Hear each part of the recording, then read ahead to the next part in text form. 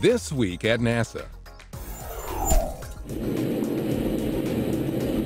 Escorted by a NASA T-38 jet, Space Shuttle Discovery, atop the NASA 905 shuttle carrier aircraft, made its much-anticipated arrival in the Washington, D.C. metro area. It was the 38th and final time Discovery has traveled piggyback on the modified Boeing 747, and undoubtedly the most anticipated. Onlookers gathered on rooftops, along the National Mall, wherever they could, to catch a glimpse of the iconic shuttle as it was flown overhead. I got goosebumps. I was watching it through my my telephoto lens as it went over the Lincoln Monument down here, and really impressed me emotionally.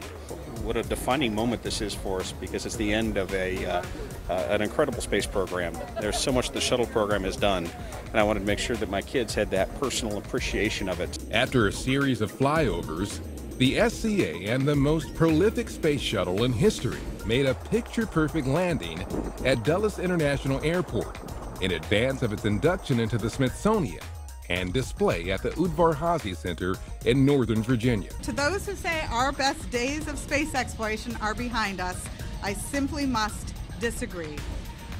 While it is absolutely wonderful to reminisce about the past, and that is of course what we come to the Smithsonian museums to do, NASA must continue and does focus on the future. You need only admire this unbelievable space shuttle and their accomplishments to realize that the people, the organizations, and the nation that created them have only just begun. We'll have more coverage of Discovery's trip to the Smithsonian on the next episode of This Week at NASA. Thank you. Good morning. This is Mark Carreau for Aviation Week and Space. 3 of the 6 crew members living aboard the International Space Station fielded questions from reporters during a news conference shown live on NASA television and streamed on the agency's website. Expedition 30 Commander Dan Burbank and flight engineers Don Pettit and European Space Agency astronaut Andrei Kuipers discussed the multitude of activity taking place on board the orbiting laboratory. Dr. Pettit, you'll be the one reeling in the Dragon capsule. Talk about the importance of this inaugural commercial cargo run. Andre and I will be doing this task, and we'll be sharing the robotics duties for flying the arm from capture to ultimately berthing it onto the node nadir port. Burbank, along with cosmonauts Anton Shkaplerov and Anatoly Ivanishin, wrap up their mission later this month, when the Soyuz spacecraft they're scheduled to return to Earth and lands in Kazakhstan. In Houston, the National Space Biomedical Research Institute and Baylor College of Medicine's Center for Space Medicine held the official opening of a new laboratory that examines the health risks associated with spaceflight.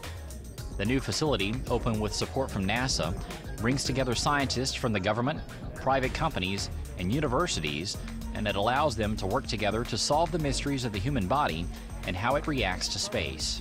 This partnership is a shining example of the possibilities of dedicated researchers and scientists working with industry, government, and academia to achieve significantly more than the sum of their parts. These scientists are not only creating experiments that will fly to the International Space Station, but they are also figuring out ways to bring their findings down to Earth and into hospitals and homes. Some of the research that was on display included experiments that look at how the bones in the human body can be strengthened through exercise, diet, and medication, how kidney stones can be detected and moved using an ultrasound rather than surgery, and how an MRI machine, which normally takes up an entire hospital room, can be put in the palm of your hand. It's very exciting to work on it, to be honest. You know, a lot of groups that I've worked with in the past, and it's most fun working with NASA, just thinking about this, contributing to the space program in any sort of way. The goal is to develop it for NASA, but we see, you know, a number of clear spin-offs on Earth here that we're eager to pursue as well. We choose to go to the moon in this decade and do the other thing. The new research center is located directly across the street from Rice Stadium, where President Kennedy delivered his famous moon speech in 1962.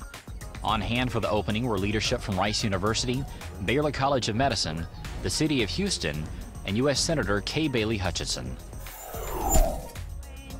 Representatives from the Ames Research Center and the National Park Service gave the public an up-close look at how the extreme conditions of California's Death Valley are helping NASA prepare for surface exploration of Mars.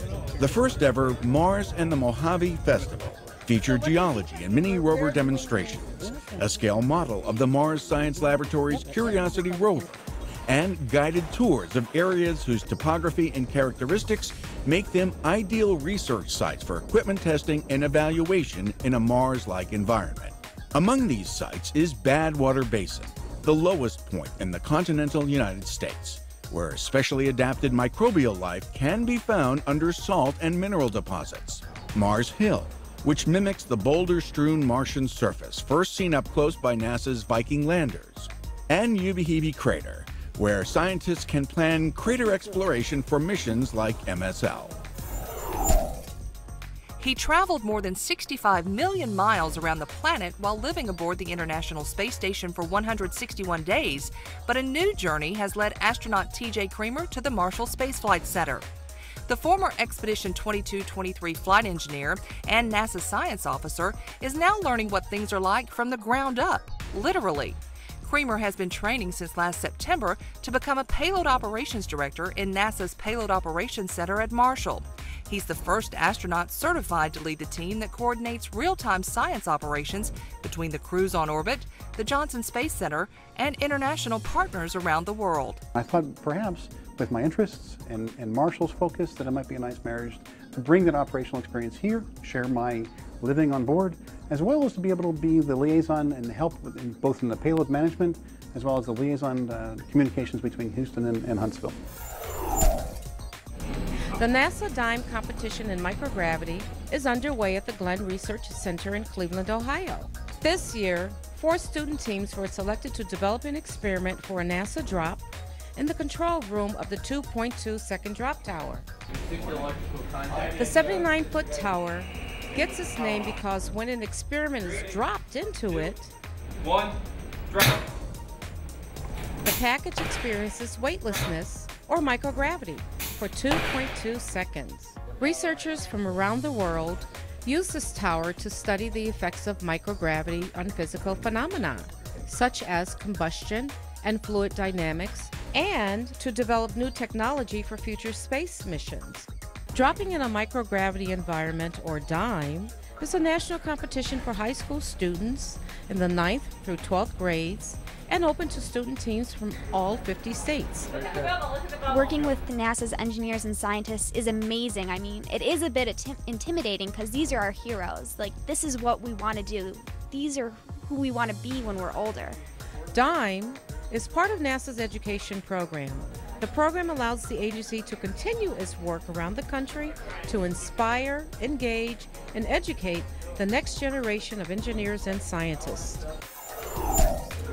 2, 1. Employees at the Michoud Assembly Facility held a ribbon-cutting ceremony for its robot repair unit, known affectionately as R2. The mobile machine shop is dedicated to helping teams competing in FIRST robotics events make repairs to their robots. The R2 unit was rolled out at the recent First Bayou Regionals in Kenner, Louisiana.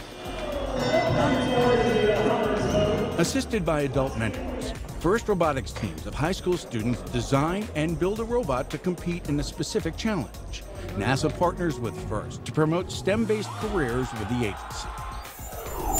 Strategically and how to get into different agencies. The Marshall Space Flight Center hosted a NASA woman-owned Small Business Industry Day at the Huntsville Museum of Art. More than 300 small companies learned the how-tos of doing business with NASA.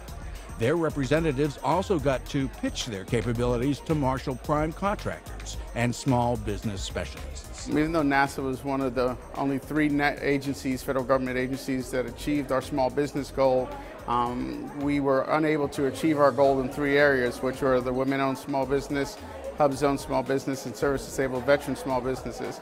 So Administrator Bolden asked me to put together a plan that we can do extensive outreach to these 3 communities. It's one of 3 industry days that are planned for FY 2012.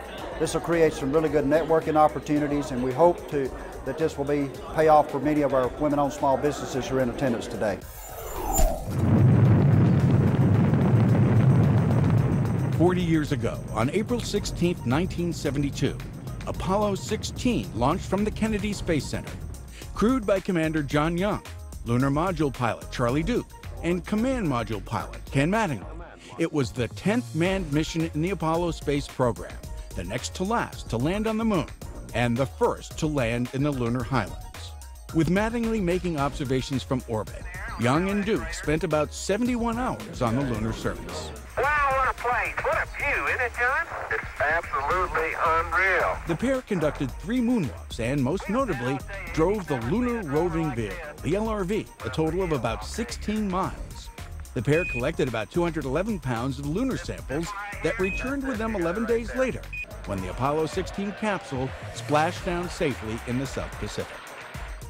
And that's This Week at NASA. For more on these and other stories, or to follow us on Facebook, Twitter, and other social media, log on to www.nasa.gov.